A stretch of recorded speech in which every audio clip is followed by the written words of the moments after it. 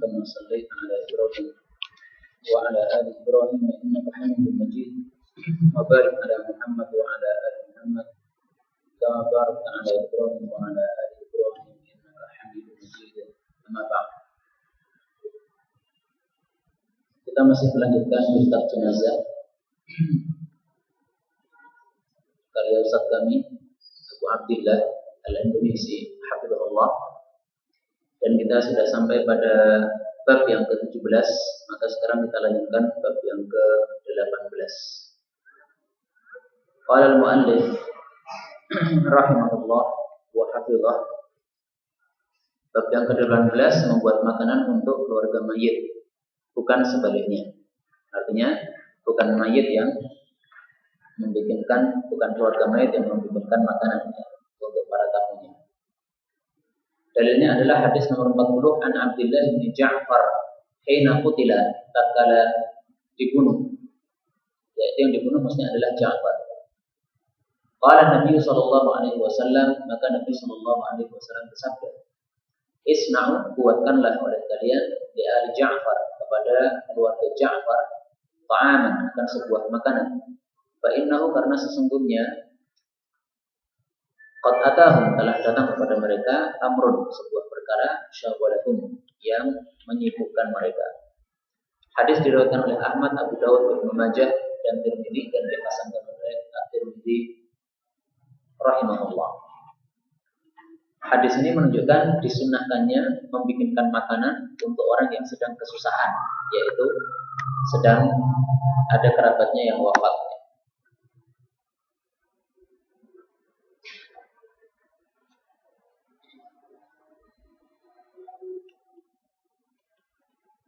Dari mana diambil hukum ini? Dari sabda Nabi Shallallahu Alaihi Wasallam dalam hadis ini, yaitu ketika beliau mengatakan isna'u. Ini adalah lafal perintah, buatkanlah. Nah, padahal kita sudah mempunyai kaidah bahwasanya aslul amri lil wujub. Asalnya perintah itu menunjukkan kewajiban. Kenapa di sini kita katakan hukumnya sunnah, tidak wajib? Karena ternyata dari beberapa kejadian kematian sahabat Nabi Shallallahu Alaihi Wasallam itu tidak selalu beliau menyuruhkan para sahabat-sahabat yang lain untuk membikinkan makanan kepada mereka, karena itu hukumnya adalah sunnah, ya, tidak wajib. Andaikan ini dilakukan oleh Nabi Shallallahu Alaihi Wasallam pada setiap ada orang kematian, maka itu menunjukkan kewajibannya hal itu, ya, karena beliau tidak pernah meninggalkannya sama sekali. Tapi ketika beliau itu melakukannya kadang-kadang saja, alias tidak semua orang yang mati kemudian disabdakan sabda ini, maka ini menunjukkan wallahu a'lam bishawab, hukumnya adalah sunnah. Sehingga kalau seandainya tidak ada orang yang membikinkan makanan untuk keluarga yang mati, maka tidak berdosa insyaallah taala. Tapi alangkah indahnya kalau kita melaksanakan apa yang diperintahkan oleh Nabi Shallallahu Alaihi Wasallam, tidak peduli hukumnya apakah sunnah ataukah wajib, yang penting kita bisa melakukan, maka kita melakukannya. Dan kemudian dari hadis ini ada beberapa masalah. Yang pertama, Nabi Shallallahu Alaihi Wasallam menyuruhkan membuat makanan untuk keluarga yang mayit, keluarga yang mati, itu sambil menjelaskan sebabnya. Fa innahu, karena. Maka dari sini kita ambil pelajaran bahwasanya sebagian hukum Islam itu ada yang disebutkan oleh Allah Subhanahu Wa Taala atau diterangkan oleh Nabi Muhammad Shallallahu Alaihi Wasallam sebabnya atau ilahnya atau hikmahnya. Jadi kenapa diperintahkan seperti ini? Hikmahnya adalah ini. Kenapa diperintahkan seperti ini? Sebabnya adalah ini. Ada sebagian hukum-hukum Islam yang disebutkan sebabnya. Akan tapi juga ada sebagian hukum-hukum Islam yang tidak disebutkan sebabnya. Nah, bagi kita umat Islam, ketika diperintahkan oleh Allah Subhanahu Wa Taala atau diperintahkan oleh Nabi Sallallahu Alaihi Wasallam, kita tidak harus mengetahui sebabnya. Ya. Kita tahu sebabnya atau tidak tahu sebabnya, kalau itu perintah dari Allah, perintah dari Rasul, maka alal aini war ra'si, sam'an wa ta'atan, sami'na wa ata'na. Kita dengarkan dan kita taati. Tidak boleh kita mengatakan ini perintahnya tidak masuk akal, maka enggak usah kita lakukan. Karena banyak sekali beberapa hadis Nabi Shallallahu Alaihi Wasallam yang sahih, kemudian dimasukkan ke dalam nalarnya orang, kemudian ketika dianggap tidak nalar, maka akhirnya hadis itu ditolak. Nah, watak kita sebagai orang muslim tidaklah seperti itu. Allah Subhanahu Wa Taala mengatakan di dalam Al-Quran, surat Al-Qasas, surat Al-Ahzab ayat yang ke-33, surat yang ke-33 ayat yang ke-36. Wa ma kana lil mu'minin wa la mu'minah, tidak pantas seorang laki-laki beriman dan perempuan beriman. Idza qadallahu wa rasuluhu amran, apabila Allah dan Rasulnya sudah memutuskan sebuah perkara, ayyakuna lahum, bahwasanya ada bagi mereka al-khiyarah, memilih atau hak memilih min amrihim, dari perkara mereka. Artinya, kalau Allah sudah menetapkan sebuah perkara atau Rasul sallallahu alaihi wasallam, maka kita tidak boleh memiliki pilihan lain yang berseberangan dengan pilihannya Allah Subhanahu wa taala. Kita harus sami'na wa ata'na, apapun yang Allah perintahkan dan apapun yang Rasul sallallahu alaihi wasallam sabdakan. Karena wa may ya'sillaha wa rasulahu, siapa yang durhaka kepada Allah dan Rasulnya, faqad dhalla dhalalan mubina, maka sungguh tersesat dengan kesesatan yang nyata. Karena itu wajib hukumnya bagi kita umat Islam untuk mempelajari dua kitab. Yang pertama adalah kitab Al-Quran 30 juz, yang kedua adalah kitab As-Sunnah, yaitu sunnah-sunnahnya Nabi Muhammad SAW. Karena hanya dengan dua ini kita akan bisa selamat dari kesesatan sebagaimana disebutkan di dalam ayat ini. Faqad dhalla dhalalan mubina. Baik, contoh satu masalah, sebuah hadis yang sahih yang ditolak oleh orang-orang bodoh gara-gara mereka memasukkannya dulu ke dalam nalar mereka. Dan mereka menganggap hadis ini tidak nalar. Yaitu hadis yang disebut oleh para ulama sebagai hadis dzubab. Hadis yang bicara tentang lalat. Nabi mengatakan idza waqa'a dzubab, apabila lalat itu terjatuh fi ina'i ahadikum, di dalam bejana atau wadah salah satu dari kalian, gelas, falyughmisu, maka hendaklah dia itu mencelupkan lalat tadi. Fa inna fi ahadi janayhi idaan, karena salah satu sayapnya mengandung penyakit, wa fil akhar syifaan, sementara yang lainnya mengandung kesembuhan. Wa innahu yattaqi bi janahihi alladhi fihi da, dan sesungguhnya yang mengandung kesembuhan itu bisa menolak yang mengandung penyakit. Falyaghmisu kullahu, maka hendaklah dia itu mencelupkan semuanya. Tsumma liyamzahu, kemudian hendaklah dia mengambil lalat tersebut, ya dibuang, kemudian minumannya diminum. Ini hadis riwayat Abu Dawud dan derajatnya para ulama mengatakan sahih, termasuk Syekh Al-Albani rahimahullah. Nah, ini hadisnya sudah sahih ya. Tapi sebagian orang kemudian menolaknya. Kenapa menolaknya? Karena dianggap tidak masuk akal. Nah, ini bukan watak kita sebagai umat Islam. Kalau hadis itu sahih, maka sebagaimana kata Abu Hanifah, idza sahhal hadits fa huwa madhhabi.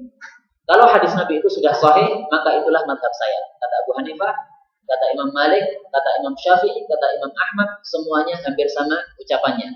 Pokoknya kalau hadis sahih, maka itulah yang menjadi madhab saya. Jangan keluar dari hadis sahih tersebut.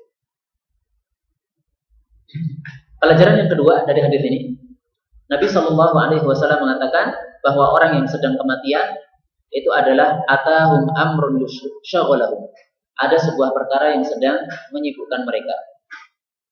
Karena itu diambil dari hadis ini sebuah kaidah apa?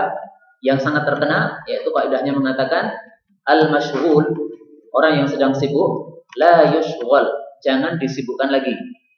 Tapi orang yang sedang sibuk itu dibantu untuk menyelesaikan kesibukannya. Orang yang sedang kematian jangan disibukkan lagi dengan memberatkan mereka, harus menyiapkan kepada kita makanan karena kita sudah takziah ke rumah mereka. Bukan seperti itu ajaran Islam. Tapi orang yang sedang sibuk maka dibantu supaya kesibukannya itu bisa teratasi secara sempurna. Dan kaidah ini sebenarnya diambil dari hadis Nabi Shallallahu Alaihi Wasallam yang disebutkan di dalam Sahihul Bukhari, yaitu ketika Nabi Shallallahu Alaihi Wasallam tidak mau menjawab salam ketika beliau sedang sholat. Padahal biasanya dulu beliau menjawab salam. Jadi pas tengah-tengah sholat ada orang masuk rumah, Assalamualaikum, beliau menjawab, Waalaikumsalam. Falamma raja'na, maka tatkala kami telah pulang, maksudnya pulang dari Ethiopia, karena para sahabat sebagiannya berhijrah ke Ethiopia. Salamtu alaihi, maka saya mengucapkan salam kepada Nabi dalam keadaan beliau sedang salat. Falam yarudda alayya, lalu beliau tidak menjawab salam saya. Sampai sahabat yang salam ini semacam suudzon atau takut ya kepada Nabi Shallallahu Alaihi Wasallam. Kenapa Nabi nggak mau menjawab salam saya? Apakah karena kesalahan saya? Maka akhirnya dia tanya kepada Nabi Shallallahu Alaihi Wasallam setelah akhir salatnya. Maka beliau menjelaskan, Inna fis salati syughla, sesungguhnya di dalam sholat itu ada kesibukan, yaitu sedang berzikir atau bermunajat kepada Allah Subhanahu wa Ta'ala. Maka orang yang sedang sibuk bermunajat kepada Allah, ada orang menyibukkan kita dengan ucapan salam kepada kita, maka jangan dijawab. Boleh menjawab tapi dengan isyarat saja, yaitu Nabi Shallallahu Alaihi Wasallam mengangkat tangannya seperti ini.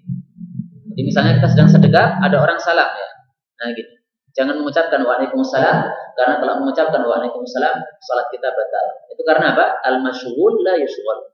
Orang yang sudah sibuk jangan disibukkan lagi.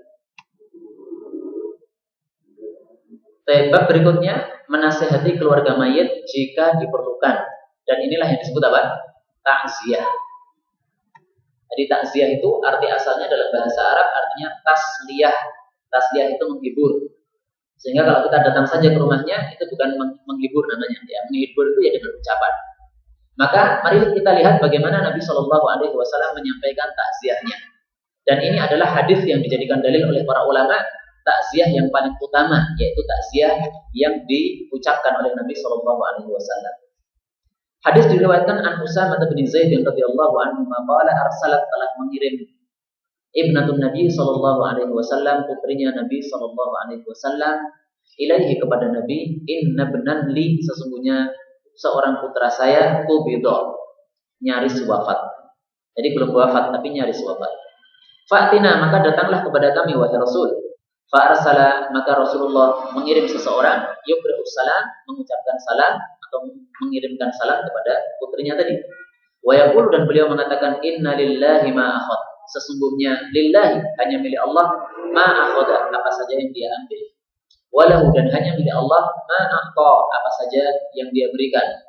Wa kullun, dan setiap orang, wa kullun, dan setiap masalah, indahu, di hadapan Allah, bi ajalin musamma, ada waktu yang sudah ditentukan. Fal tasbir, maka hendaklah dia bersabar, wal tahtasib, dan hendaklah dia mengharap pahala dari Allah Subhanahu wa Ta'ala. Hadis ini muttafaqun alaihi, maka derajatnya adalah sahih pada peringkat yang pertama. Baik, hadis ini para ulama mengatakan inilah takziah yang diucapkan oleh Nabi Shallallahu Alaihi Wasallam, yaitu mengucapkan 4 kalimat. Kalimat yang pertama mengingatkan, inna lillahi ma akhad. Kalimat yang kedua juga mengingatkan, walahu ma a'ta. Jadi kalau Allah itu mengambil sesuatu, maka itu memang milik Allah. Allah mencabut nyawa anak kita, memang nyawa yang dimiliki anak kita itu adalah milik Allah, maka Allah berhak. Dan ingatlah bahwasanya Allah itu sebelum mengambil, maka dia itu sudah memberikan. Maka sebagaimana kita rela ketika diberi oleh Allah, maka hendaklah kita juga rela ketika diambil oleh Allah Subhanahu wa Ta'ala. Kadang-kadang manusia nggak adil ya. Kalau diberi oleh Allah mau suka, tapi kalau diambil oleh Allah maka tidak suka atau tidak rela. Ya. Ini tidak benar. Maka Allah Subhanahu wa Ta'ala menegur di dalam Al-Qur'an Al-Karim. Innal insana khuliqa halu'a, idza massahu syarru jazua. Ini adalah celaan kepada manusia. Innal insan, sesungguhnya manusia itu khuliqa, diciptakan halu'a, suka berkeluh kesah. Keluh kesahnya itu gimana? Idza massahu syarru, kalau dia itu tertimpa keburukan, jazua, ya, maka tidak bisa bersabar dia. Wa idza massahul khairu, tapi kalau mendapatkan kebaikan, manu'a, maka dia mencegah. Alias mencegah syukur kepada Allah Subhanahu wa Ta'ala. Orang kaya tidak mau mengeluarkan duitnya, ya. Ini mencegah syukur kepada Allah Subhanahu wa Ta'ala. Maka sifat halu'a ini dicela oleh Allah Subhanahu wa Ta'ala di dalam Al-Qur'an Al-Karim. Maka Nabi mengingatkan bahwasanya apa yang diambil dan apa yang diberikan itu semuanya total milik Allah Subhanahu wa Ta'ala. Kemudian kalimat berikutnya nomor 3, wa kullun indahu bi ajalin musamma. Mengingatkan bahwasanya semua makhluk itu tidak ada yang kekal. Tapi semua makhluk itu sudah ada ketetapan jatah batas umurnya di hadapan Allah. Baik itu manusia, baik itu hewan, baik itu benda, baik itu barang. Nah, di sini ada masjid kita bangun, masjid ini juga ada ajalnya. Nanti suatu saat masjid ini akan hancur. Tidak akan ada lagi di atas muka bumi. Itu sudah ada ajalun musammanya. Maka fal tasbir wal tahtasib. Ini adalah perintah dari Nabi Shallallahu Alaihi Wasallam kepada orang yang mendapatkan musibah. Perintah pertama adalah sabar. Perintah yang kedua adalah mengharap pahala dari Allah Subhanahu wa Ta'ala. Maka orang yang mendapatkan musibah itu mestinya mengingat-ingat hadis ini. Yang diperintahkan oleh Nabi adalah sabar, dan sabar itu maksudnya adalah menetapi ketaatan kepada Allah Subhanahu wa taala di dalam musibahnya itu, tidak keluar dari ketaatan kepada Allah, kemudian ihtasib, yaitu mengharap pahala dari Allah Subhanahu wa taala. Karena musibah itu kalau kita bersabar, maka pasti akan ada pahalanya dari Allah Subhanahu wa taala. Baik, kemudian dari hadis ini ada beberapa pelajaran yang dapat kita ambil. Yang pertama, yuqribus salam. Nabi itu mengirimkan ucapan salam. Maka ini menunjukkan disunahkannya atau disyariatkannya mengirimkan salam. Misalnya ada teman kita yang nggak hadir, sudah lama nggak kelihatan, maka disunahkan oleh Nabi Shallallahu Alaihi Wasallam untuk mengucapkan salam kepada dia. Yuqribus salam. Karena kalau kita bertemu secara langsung, maka kita langsung mengucapkan salam. Nah, kalau tidak bertemu, berarti dikirimkan salam itu. Yuqribus salam. Dan adab untuk yuqribus salam, membacakan salam, itu adalah bahwa yang mendapatkan kiriman salam tadi, itu tidak mengucapkan wa'alaikumussalam, tapi mengucapkan apa? Alaika wa alaihi assalam. Jadi orang yang mendapatkan kiriman salam, itu pertama menjawabnya kepada orang yang mengirimkan, atau yang menjadi perantaranya. Alaika, mudah-mudahan bagi engkau, wahai perantara pengirim salam. Wa alaihi, dan mudah-mudahan atas dia, yaitu yang mengirimkan salam atau yang menitipkan salam, itu mendapatkan assalam, salam dari Allah Subhanahu wa taala. Dan ini sunnah yang tidak banyak orang melakukannya, maka mestinya kita termasuk orang-orang yang mencintai sunnah Nabi Shallallahu Alaihi Wasallam dan menghidupkannya, ya, memperbanyak ucapan salam dan memperbanyak menitipkan salam. Oke, gimana Pak? Ya, waalaikumsalam. Ya, maka berarti dia belum menjawab salamnya orang yang menitipkan tadi, karena dia baru menjawab salam kepada orang yang perantaranya saja. Jadi dia belum menjawab salamnya. Padahal Allah Subhanahu wa taala menyuruh kita supaya kalau ada seseorang menyalami kita, maka kita kembalikan salam itu kepadanya. Ada orang nitip salam, ya salam itu kembalikan kepada dia, maka harus wa alaihi, ya. Kalau belum ada wa alaihi-nya, maka itu belum sempurna, ya. Mestinya diulangi lagi salamnya. Nggih. Mewakili kamu semua maksudnya gimana? Iya. Jadi kata-kata kum itu kalian artinya. Sehingga orang yang tidak hadir itu tidak bisa dikatakan dengan kum. Tapi yang tidak hadir itu adalah yang dhamir ghaib. Maka dalam bahasa Arab ada istilah apa? Dhamirul ghaib. Apa artinya? Kata ganti untuk orang yang tidak ada. Nah, dhamirul ghaib itu huwa. Sehingga kalau kum itu adalah dhamirul mukhatab. Nah, sementara yang menitipkan salam tadi itu adalah orang yang sedang ghaib, sehingga tidak bisa apa? Kita ajak ngomong. Ngoten nggih. Baik. Pelajaran berikutnya, di sini Allah Subhanahu wa taala, Nabi Shallallahu Alaihi Wasallam mengingatkan, Inna lillahi ma akhad. Sesungguhnya segala sesuatu yang diambil oleh Allah itu adalah miliknya Allah. Ya, ini mengingatkan kita bahwasanya perkara-perkara yang sedang berada di tangan kita itu semuanya bukan milik kita, akan tapi miliknya Allah Subhanahu wa taala. Maka ada seorang Arab Badui, tapi dia Arab Badui yang cerdas. Arab Badui itu biasanya bodoh-bodoh, tapi ini ada Arab Badui yang cerdas.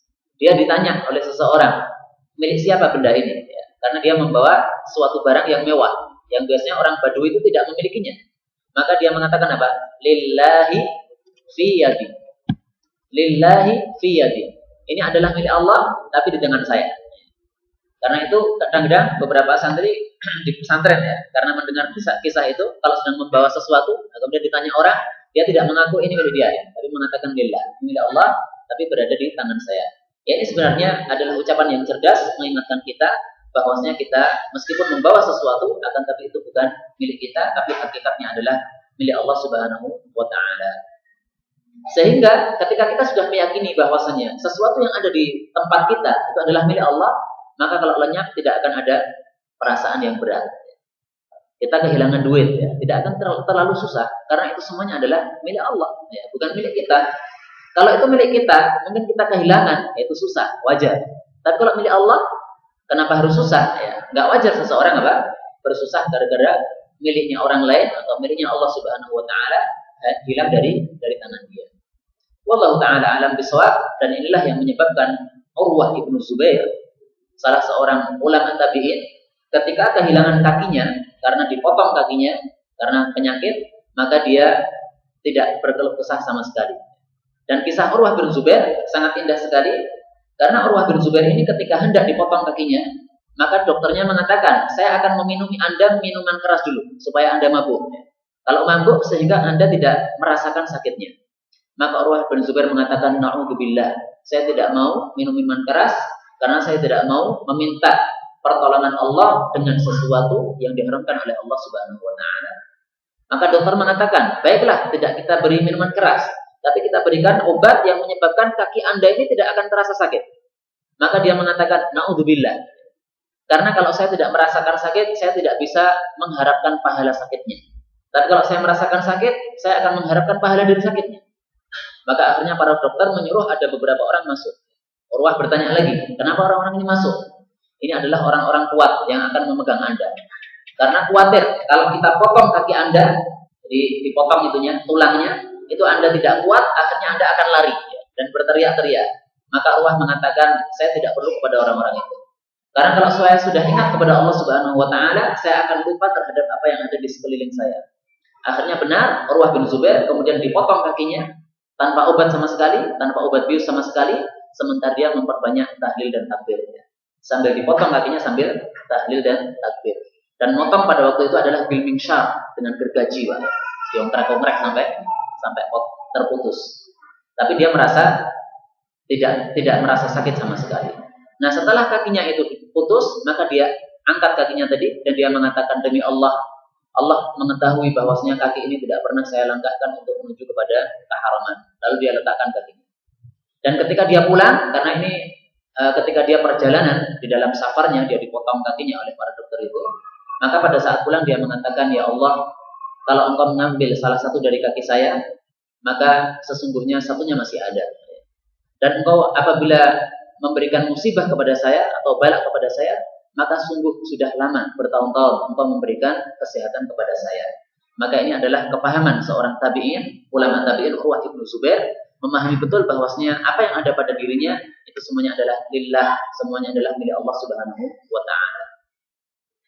Baik, kemudian pelajaran yang terakhir, bahwasanya Nabi Shallallahu alaihi wasallam menyuruhkan kita untuk faltahtasib, mengharap pahala di dalam musibah-musibah yang menimpa kita. Dan ini disampaikan oleh Nabi Shallallahu alaihi wasallam dalam banyak hadis. Misalnya hadis yang diriwayatkan oleh Al-Imam An-Nasa'i rahimahullahu taala di dalam kitab Sunannya, yang bicara tentang seorang muslim yang kehilangan anaknya. Innallaha ta'ala, sesungguhnya Allah Ta'ala la yardha li 'abdil mu'min, tidak rela terhadap hambanya yang beriman, idza dhahaba bi safiyih, apabila Allah itu mencabut nyawa sofinya. Sofi itu adalah sesuatu yang paling berharga untuk dia. Maksudnya adalah anaknya. Min ahlil ardi, dari penduduk bumi. Fasabara, lalu dia itu bersabar. Wahtasaba, dan dia mengharap pahala dari kematian anaknya itu. Maka Allah tidak rela bisawabin, dengan pahala untuk dia, dunal jannah, selain pahala jannah. Artinya dia pasti masuk ke dalam jannah. Ini hadis yang pertama, ya. Hadis yang kedua bicara tentang orang yang kehilangan matanya alias menjadi buta. Yaqulullahu ta'ala, Allah Ta'ala mengatakan, man alhabtu, barang siapa yang saya lenyapkan habibataihi, kedua kecintaannya, maksudnya adalah kedua matanya, fasabara, lalu dia bersabar, wahtasaba, dan dia mengharap pahala, lam ardalahu thawaban, saya tidak rela terhadapnya pahala dunal jannah, selain jannah. Akan tapi kesabaran itu hendaklah munculnya pada saat awal kita mendapatkan musibah, ya. Jangan ada jeda antara musibah kita dengan kesabaran itu. Karena kesabaran yang paling utama adalah kesabaran yang muncul di awal-awal kita mendapatkan musibah. Jadi jangan sabar, keluh kesah, musibah, keluh kesah, baru sabar. Bukan gitu. Keluh kesahnya nggak ada, ya. Sabar setelah langsung musibah itu terjadi. Sebagaimana disabdakan oleh Nabi Shallallahu alaihi wasallam di dalam riwayatnya Imam Muslim,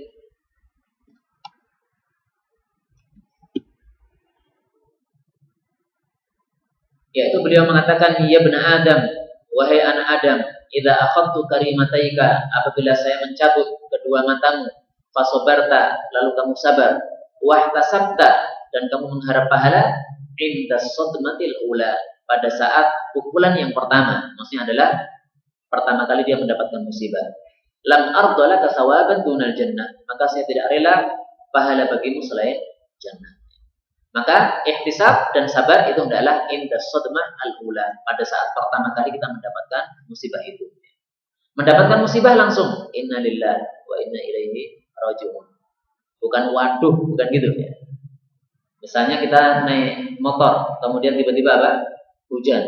Bukan waduh yang keluar, tapi inna lillahi wa inna ilaihi raji'un. Bocor sepedanya juga seperti itu, tidak ada kata waduhnya, tapi apa? Inna lillahi wa inna ilaihi raji'un. Baik. Bab berikutnya, bab yang ke-20, wanita boleh bertakziah. Dalilnya hadis nomor 42, Abdullah bin Amr qala bainama nahnu nasiru ma'a Rasulillah sallallahu alaihi wasallam, tatkala kami berjalan bersama beliau, basura, tiba-tiba Nabi itu melihat bimra'atin, seorang wanita, la tadunnu annahu arafaha, yang wanita itu tidak menyangka bahwa Nabi mengenalinya. Falamma tawassatut thariq, maka tatkala Nabi itu berada di tengah jalan, waqafa, beliau berhenti, hatta tahat ilaihi, sampai perempuan itu sampai kepada Nabi. Fa idza Fatimah, ternyata dia itu adalah Fatimah binti Rasulillah sallallahu alaihi wasallam, putrinya Rasul sallallahu alaihi wasallam.